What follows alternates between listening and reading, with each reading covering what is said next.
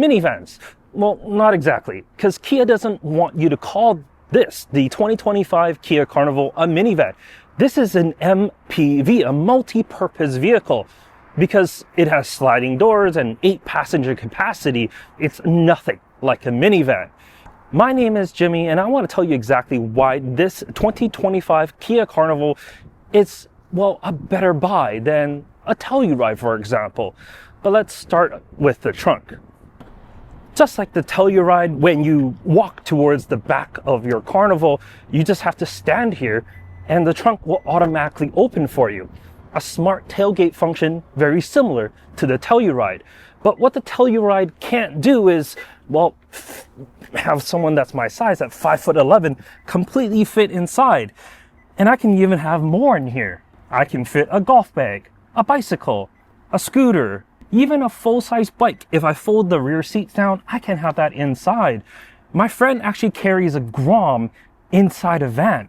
That is something that the Telluride definitely can't do. And one other thing, when I step out, I just walk away and this automatically closes.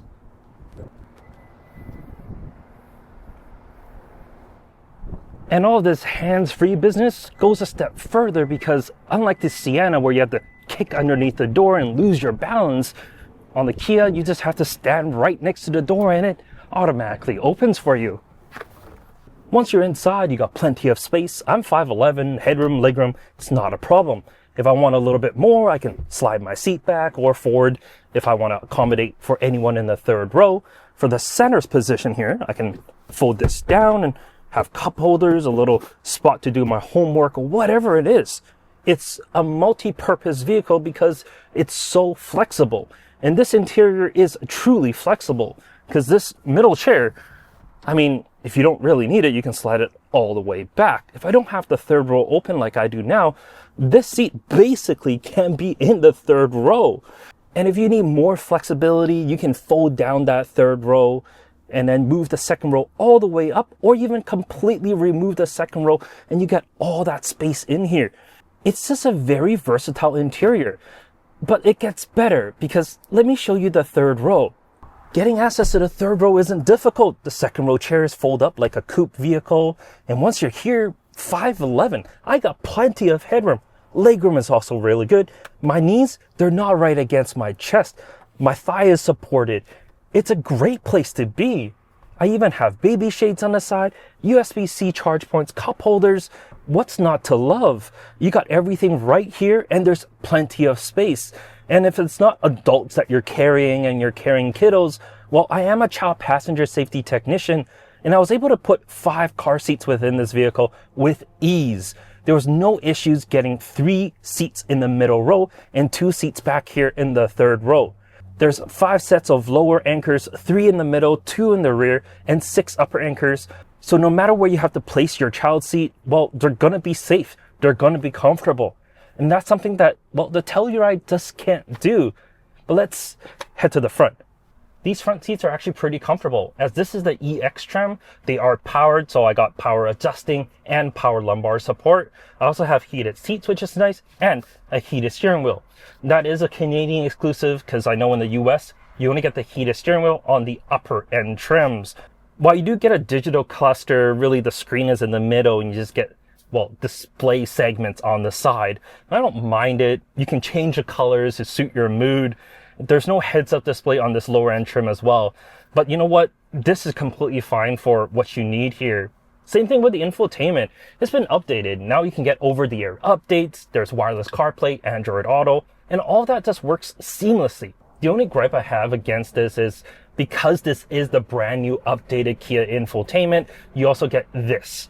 This is a split between the infotainment and the climate control. With one touch, it flips the controls. While I'm sure you'll get used to it in time, at first, it's going to take some time to get used to.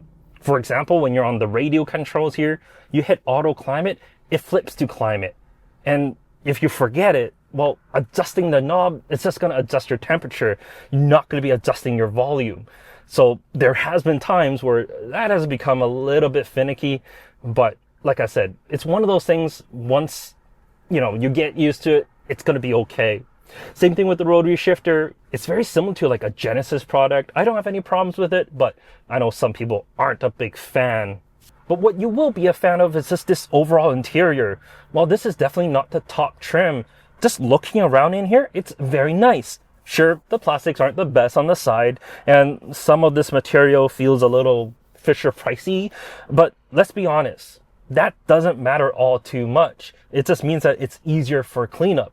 And if you do want the luxury version, step up to the top trim, you do get a much better interior, including VIP lounge seats in the back. You can even get screens so that you can enjoy your entertainment in the rear.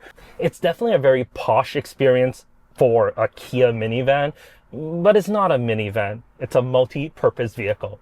Let me tell you the best update. It's the power plant. Yes, you still can get a V6. However, this is the hybrid.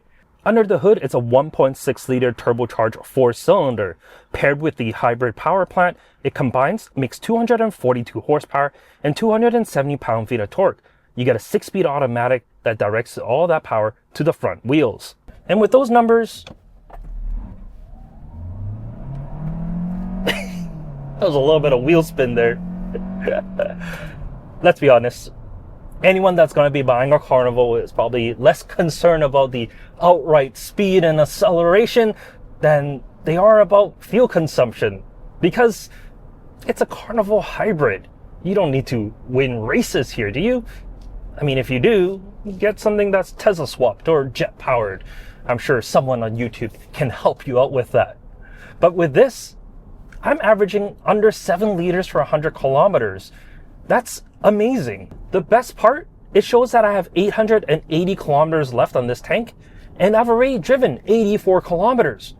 Which means if I hyper-mile this, I should be able to get 1,000 kilometers. 1,000 kilometers a tank? Wow. Like the best adventure vehicle, the best road trip vehicle. You don't have to stop for gas. You're going to have to stop to pee before this thing needs to fill up. Like, that's how impressive this is. And those are just some of the numbers that a Telluride just can't hit.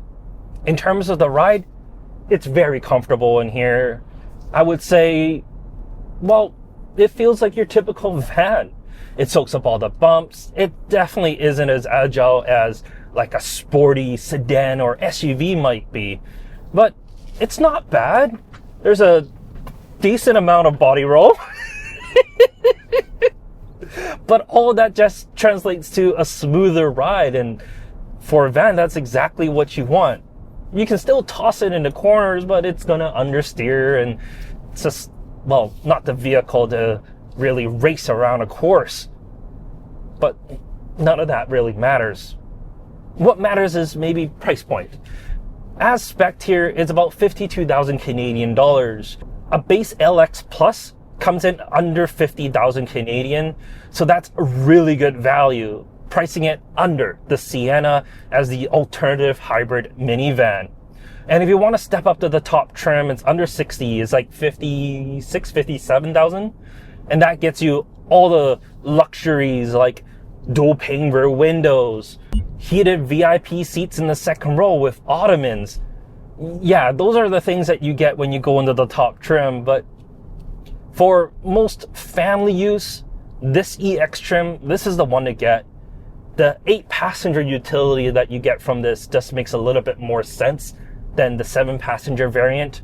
I understand when your kids get older, they may want those luxury VIP seats, but for now anyways, this, well, it just makes a little bit more sense. In any case, thank you so much for watching this video. Let me know what your thoughts are on the Kia MPV Carnival. Not a minivan, although I have said minivan a few times in this video. Let me know what your thoughts are. Would you pick this? Would you pick the Sienna, the Odyssey? I personally can't pick the Odyssey because I really want a 360 camera. While this, the EX trim, I don't get a 360 camera. Kia, don't put that on the top trim. Give it to lower trims as well, because I do have proximity sensors on front and rear, which is helpful. A 360 camera just would be nicer. I'm able to see exactly what's in front of me, but I think this, for the value, just unbeatable. Anyways, I'll chat with you guys later. You let me know what you feel like in the comments as I get wafted away in pure luxury and joy. Take care.